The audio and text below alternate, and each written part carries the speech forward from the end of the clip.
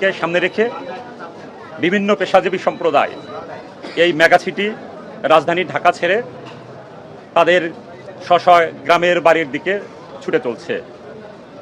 এবং এই বিভিন্ন উৎসব আমাদের যে বিশেষ করে দুই ঈদ, এই দুই ঈদের সময় প্রচুর পরিমাণে বিভিন্ন পেশাজীবী মানুষ এই রাজধানীর ঢাকা ছেড়ে বলা যেতে পারে একই সময় অল্প সময়ের মধ্যে গ্রামের দিকে ছুটে চলে। এই সময় আমাদের বিভিন্ন লঞ্চঘাট বলেন, বাস টার্মিনাল বলেন, রাস্তাঘাট প্রত্যেকটা জায়গায় বড় একটা কনজেশন একটা তৈরি হয়ে যায়। আমাদের যে পরিমাণ চাহিদা থাকে সে পরিমাণ দেখা যাচ্ছে যে আমাদের যানবাহন নাই। এই সময় নতুন নতুন কিছু অপরাধীদেরও তৎপরতা দেখা যায়, যেমন আপনার চাঁদাবাজ, অজ্ঞান পার্টি, মলম পার্টি, ছিনতাইকারী, তাদের কিন্তু দৌরাত্ম্য বেড়ে যায়। কাজেই এই ঘরমুখো মানুষ যাতে তাদের প্রিয়জনদের সাথে নিরাপদে ঈদ করতে যেতে পারে এবং ঈদ করে আবার এই রাজধানী শহরে যাতে ফিরে আসতে পারে, তাদের সেই নিরাপত্তা দেওয়ার জন্য র্যাপিড অ্যাকশন ব্যাটালিয়ন তৎপর। এবছর ঈদকে কেন্দ্র করে র্যাপিড অ্যাকশন ব্যাটালিয়ন 3 স্তর বিশিষ্ট নিরাপত্তা ব্যবস্থা নিয়েছে। এই শুধুমাত্র ঢাকার শহরের গুরুত্বপূর্ণ যে পয়েন্টগুলো আছে, ধরেন সদরঘাট, সায়দাবাদ, শ্যামপুর, সূত্রাপুর, ডেমরা, এই বিভিন্ন গুরুত্বপূর্ণ জায়গায় নিরাপত্তা দেওয়ার জন্য আমাদের 32টা টিম কাজ করবে। তার পাশাপাশি 6টি সিভিল টিমও আমাদের কাজ করবে তাদের গোয়েন্দা সংগ্রহ, তথ্য সংগ্রহ করার জন্য। এবং এটা ঈদের দিন পর্যন্ত চলবে এবং ঈদের পরবর্তী দিন পর্যন্ত আমাদের চলবে।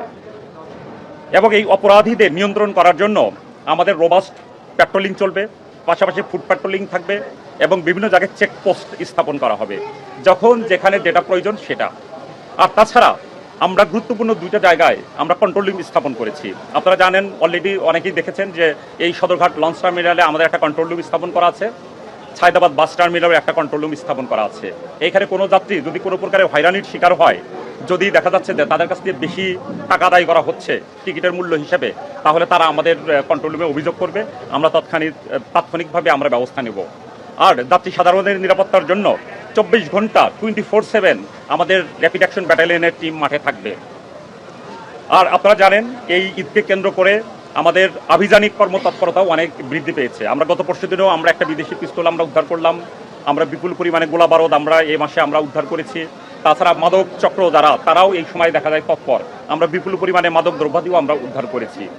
কাজেই আমাদের যে জনসাধারণ যাতে নিরাপদে ঈদ উদযাপন করতে পারে, তার পরিবারের প্রিয়জনদের সাথে সাক্ষাৎ করতে পারে, তাদের যতটুকু নিরাপত্তা দেওয়ার প্রয়োজন, অন্যান্য আইন শৃঙ্খলা রক্ষাকারী বাহিনীর পাশাপাশি র্যাপিড অ্যাকশন ব্যাটালিয়ন মাঠে থাকবে সব সময়। সবাইকে ধন্যবাদ। ঈদের সময় তো ঢাকা ফাঁকা হয়ে যায়, এই ফাঁকা ঢাকায় আমরা দেখেছি গত কয়েক বছরে ছিনতাই চুরি বেড়ে যায়, এগুলো নিয়ে আপনারা কোনো ব্যবস্থা নিয়েছেন? একটা খুব ভালো প্রশ্ন। একটা নিউজে আমি দেখলাম প্রায় 2 কোটি লোক ঢাকা ছাড়বে। এই বিপুল সংখ্যক জনগোষ্ঠী যখন ঢাকা শহর থেকে গ্রামের দিকে চলে যাবে, তখন ঢাকা শহর কিন্তু খালি হয়ে যাবে। এই সময় কিন্তু বাসা বাড়িতে চুরির তৎপরতা দেখা দেবে। বিভিন্ন সময় দেখা যায় ছিনতাই ডাকাতি হতে পারে, যেহেতু জনমানব অনেক কম থাকবে।